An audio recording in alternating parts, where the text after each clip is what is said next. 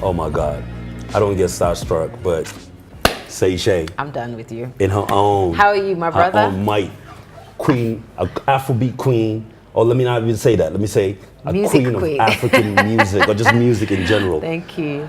On the Blaze podcast, I welcome Seyi Shay. Thank you so much, How you my doing, brother. girl? I'm great. I'm all the better for seeing you. It's been a while. It's been years. Man, you are a sister of Africa. You're just a child of Africa. Yes. I mean, passing through Nairobi is just a great feeling. Like, I love your warmth. Thank I've always you. been just, you know, magnetized by your music. Thank just the way you roll, you know, the way Thank you move. you, man. Thank it's you. just a vibe. Oh my you got a God, vibe. Seyi Shay is a vibe, guys. My head yeah. de boss. Yeah. So what's going on? I'm good, you know. I'm great. I'm happy to be here again in Kenya. Like, this is my second home. I always say it. Yeah. I'm out here doing the Koma Roll tour. Now, Yes. Koma Roll is my recent single. Featuring Harmonize from Tanzania. You are doing it. I'm doing it. Yeah. And so, you know, what happened was the first week it came out, it was trending in Tanzania and trending in Nigeria too. Yeah. So it was like the most talked about subject. So I decided with my team that the best thing to do would be to come to East Africa and promo hard, which is the same thing I did with Yolo Yolo then and Murder then. And you know, Murder right now and Yolo Yolo were huge songs out here as well as Nigeria. Let's talk about Murder for a bit. Right, okay, you know, let's like, go back in time. Because you know, Kenya is like the capital of reggae outside of Jamaica. Right. So Murder just really just endeared. I mean, I would go to clubs and people would think you were Jamaican. Or Right, people, right. Because it just and I really, think when I released Right Now, because of the same rhythm, you know, they love it. They that further implemented that idea. Yeah. But no, I'm Nigerian, guys. Yeah. You know, I'm your Nigerian sister. And she's African. She's I'm really, African. We all about embracing the continent. That's and it. Just really, all the people that represent us across the world, we love them. Because what you're doing for Nigeria or doing for West Africa, you're doing for Africa. Right. Because we're a continent. Right. What you do, you're ambassador. No, but that's it. Yeah. I'll tell you a funny story about how Koma Roll was even recorded. I was in Atlanta last year for about 7-8 weeks. Just, you know, I just needed a different environment to make music, right? And writing and just chilling, recording, just chilling. And we have a relationship with Young Jeezy and his team. Yeah. So we were invited to come out there and record, you know, at our leisure in his studio in Atlanta. Yeah. And I recorded, I brought SARS out with me. SARS is the super producer behind Niniola, you know, Wizkid and them. I brought SARS out with me, and I brought Harmony out with me. He's a Nigerian producer that lives in LA, Grammy Award winner. His proteges, one of his proteges, Ariana Grande, right? So, you know, Nigerians, Africans are doing big things globally, right? So he came out to Atlanta, SARS came out to Atlanta, and we started working on music. Yeah. And Koma Roll happened to be one of the records tracks that I was sent from Nigeria, from another producer to record. So it's different to the rest of the music on my forthcoming EP, sound-wise, right? But I wanted to do it because I felt like, you know, it gave me some vibe anyway. So I recorded Koma Roll, put a song on it, and we kept it in the archive. And then a few weeks after coming back to Nigeria, I got a phone call from the engineers in the studio in Atlanta saying, "Yo, Shay, we got someone in the studio that's from where you're from." Wow. And I was like, "Really?" He's like, "Yeah, because Africa's one Africa's country, one right?" country. So that's exactly how he said it. And I was like, "Who? Wizkid?" And he was like, "Nah, his name's Harmonize." I was like, "I see. Harmonize is not from..." But why not? Okay, he's Let's African, make it so I happen. get what you're saying, right? So then I had an epiphany. And the epiphany was that I could turn Koma Roll into a bongo Afrobeat record. Yeah. By putting Harmonize on it. Yeah. And I've Those always are like done that. the biggest movements right now Right. in East Africa and West Africa. Right, Why not? Right. And I've always been one for like merging sounds, like experimenting. I did that with Yolo Yolo, with the Afro, salsa, Portuguese sound, you know, Afrobeat, salsa, you know, that whole thing. And I did that with Yolo Yolo, and you know, that became a really huge record. And it's now actually the soundtrack for the Bailey's, the new Bailey's commercial. That's dope. So yeah, that's a fantastic thing. I didn't think it would do as well as it did because it was so different, but then Right Now was so different, and so was Murder. And it's always the records that I make and release that I'm always quite skeptical of that do better and do well. So now I've embraced that whole, you know, side of me that's just different and like quirky. Cross the boundaries. Yeah, I used to. Yeah. I used to be quite not ashamed of that side of me, but like quite scared. Yeah. That people wouldn't get it and they wouldn't like it. But it's always the songs that have been different that have made me who I am to like today and who I will be now that I've embraced the whole idea of just making original, authentic music that is kind of like my own style, right? And that's what I like about you. You've never been the one to be boxed. And as much as Afrobeat is the thing now, and you're one of the queens that's really pushed the music to the forefront. Right. Well, Murder was number 8 in the UK on the BBC, that's right? really dope. And off of that is when I got the record deal from Island Records. Yes. Because they were wondering how did a Nigerian girl slip in through the cracks and get a number 8 record out here? Wow. With this song called Murder. And so I was signed to them for like 2.5, 3 years. They didn't do anything for me because I think Afrobeats was still like transitioning. It was at that like point. a new territory because we've dealt with it. All New York, everybody was excited about Afrobeat, but they didn't know what to do with Nobody it. So it's knew. really about trying to learn. They were all looking at where's it gonna go, what's gonna happen in the next couple of years. No, So because you were even in that track. after Island signed me, Sony signed a big artist from Africa, and then Universal signed a big artist from Africa, and all 3 deals have not worked out. It. So we just kind of like doing our thing ourselves. And that's been always my questions. Like, okay, so Davido signed with Sony, and then Wizkid signed with, was it Universal? I guess. Yeah, and it's like, what really happens Nothing after came from that? them, Apart right? from the gigs and maybe the prestige that I signed with this company. If this company has actually Yeah, but I think we do more for ourselves than they ever did for us. Not to knock those labels, but look, I'm not with them now, and I'm doing my thing. So, Harmonize obliged. Just going back to that topic, Great. and he did the record, and it sounded so dope, and I was like, yeah, this is fresh, this is a wave, right? So he came to Lagos in December, off his own back, shot the video, Dope. and we released the video after Gimme Love, featuring Runtown. And I keep telling artists, I mean, you look at an amazing artist like this, getting all this recognition, but you still really need to be motivated to push your own brand, keep stepping on different Harmonize is hustling like a Nigerian right you gotta now. do it. He has a number 1 record with Burna Boy and Diamond at the moment, right? Dope. And that song is big in Nigeria and big out here. Yeah. So I always tell people, like, you have to move. You have to always move. You have to invest in yourself. If I had my last $100 and I had an option to buy food or spend it on music, on a project that would take me to the next step, I would spend it on the project and start off a little bit, right? Because it won't last forever. And you know what's so funny is, what people don't know about Shay is she's been a child star. She's worked with, just the way she moves. She's worked with Destiny's Child. She's worked with a lot of people. How does that fit in your bigger scheme of things? And just tell us a little bit about that. Well, I mean, I wish I worked with Destiny's Child, but no, actually, Matthew Knowles, who's Beyonce's dad, managed me and my girl band for 3 years. But that's the association. I always say, like, so Destiny's Child. I get you. So from that, I had the opportunity to support Beyonce on tour, and her I Am tour in 2010.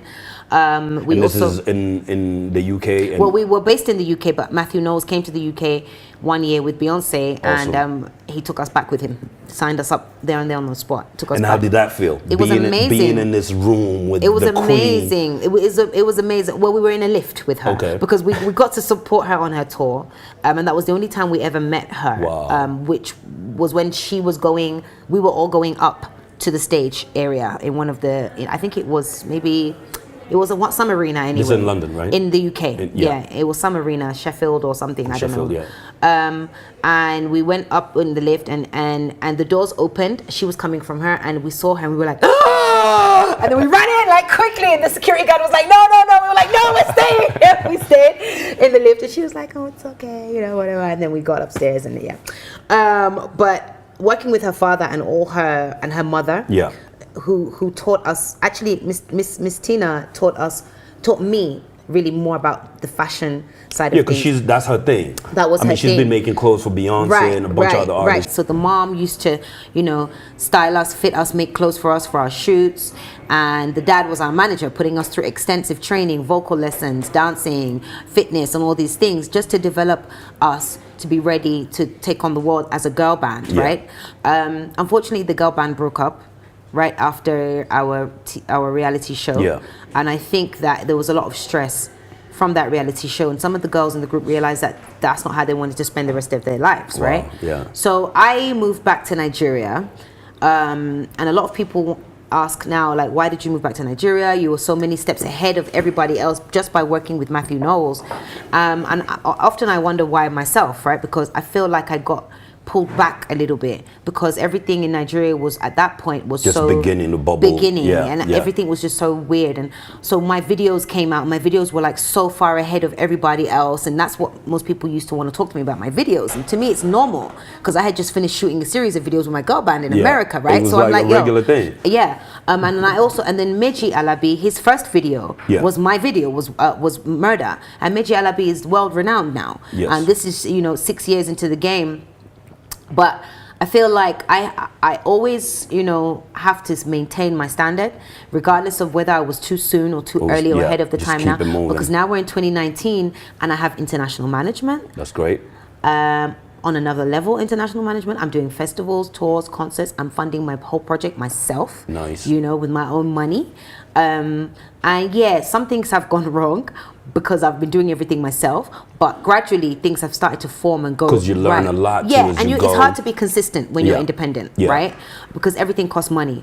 But if you just keep pushing, and like I said to you about the $10 or $100, and you had an option to spend it on food or spend it on music, you put it back. I've put it on the music a lot of times and gone hungry. People ask me, why am I so skinny? That's your answer.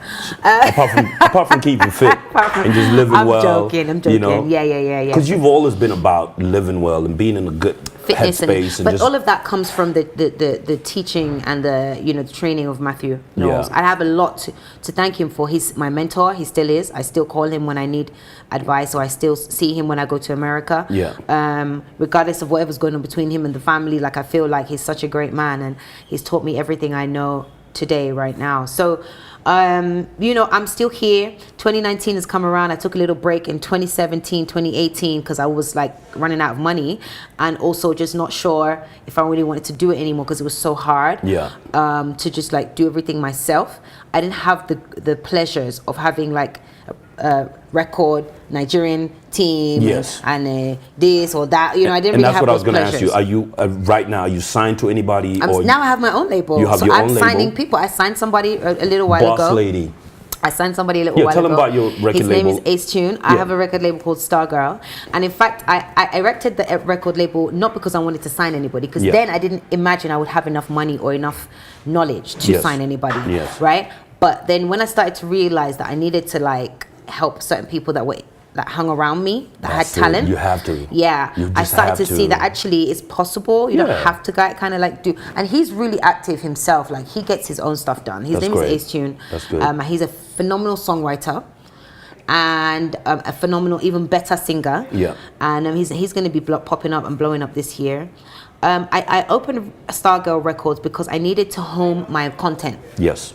That's the only reason why I did it. That's where it's at. Publishing and just owning yourself as a brand. So if anybody wants to sign me from out there, they have to actually literally have to sign Stargirl. It has to be a business deal between you and other people that are associated with you with the bigger picture. And that's what really it's about. And I keep telling artists, like, it's not just about being an artist out there and people just calling you to book you. It's a business at the end of the day. If you've stayed in the game so long, after a while, the gigs become boring. Right. You want to be able to control some of the narrative, control some of the gigs that you're doing.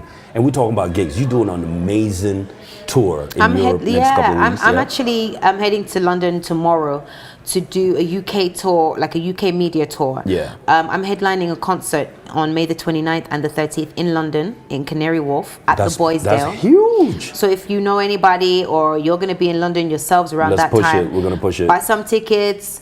Buy a ticket for your family. May 29th. May 29th, the Boysdale, Canary Wharf. So I'll be headlining with my live band. It's going to be a very, very interesting concert.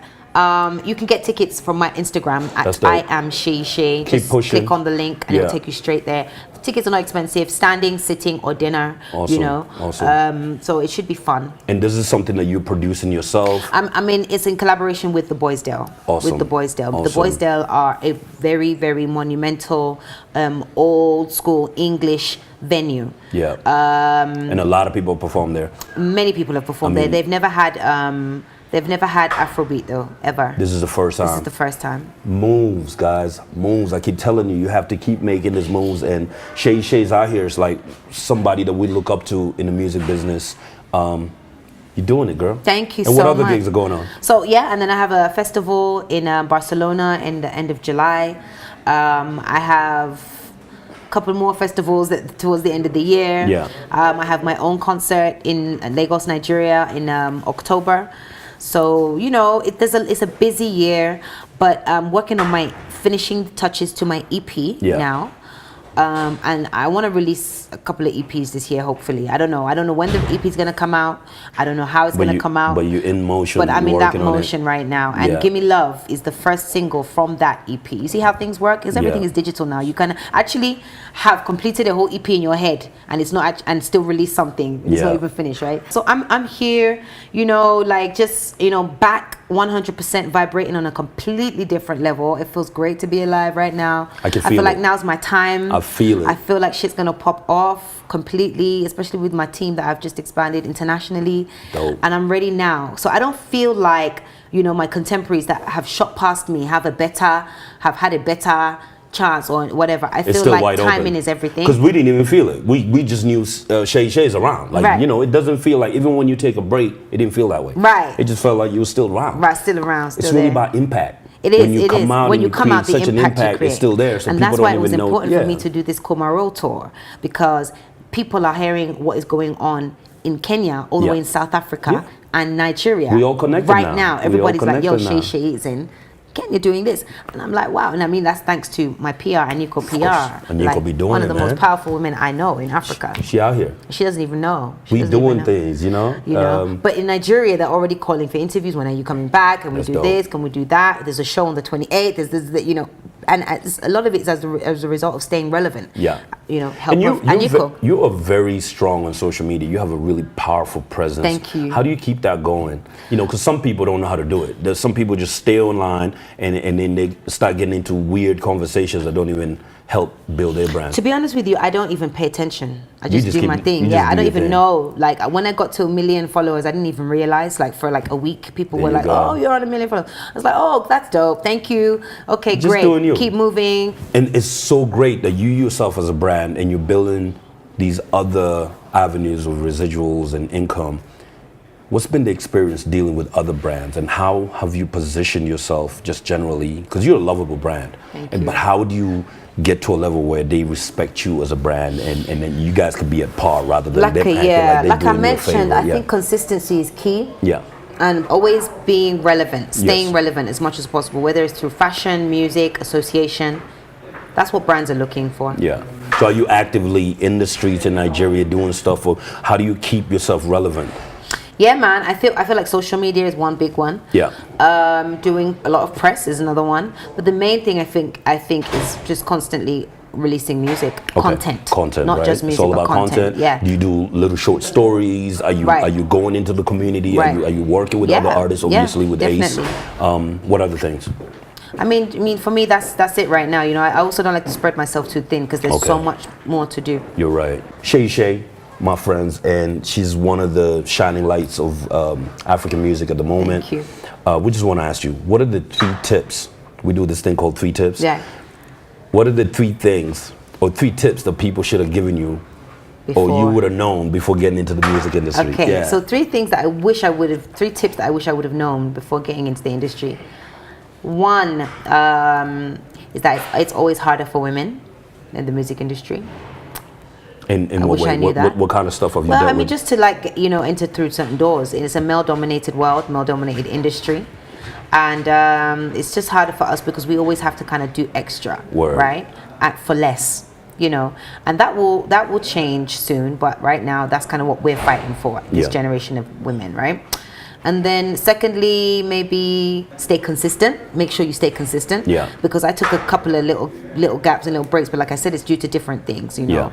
Yeah. And then the third, probably keep one hair color for longer than 6 months. Because I'm always changing my hair color. But I feel like everybody's used to that now. In the beginning, it was an issue because I was like red, black, gray, white, black, red, gray, white, you know, brown. And we were like, who is that the same girl? Is that still Seyi Shay? Oh, it is. And, you know, but I think that now that more artists are doing it, you know, It's cool now. But Yeah. like I had to kind of fight for that freedom of expression for the first 3-4 years of my career in Africa. That was 3 tips with Seyi Shay. Number 1, it's always harder for women. Number 2, stay consistent. Number 3, keep the same hair color For longer than 6 months. 6 months. That was 3 tips with Seyi Shay. Yeah, Koma Roll is out now on YouTube and every single streaming or music platform that you get your music from. Gimme Love is also out, which I think is a complete vibe. One of my favorite records featuring Runtown.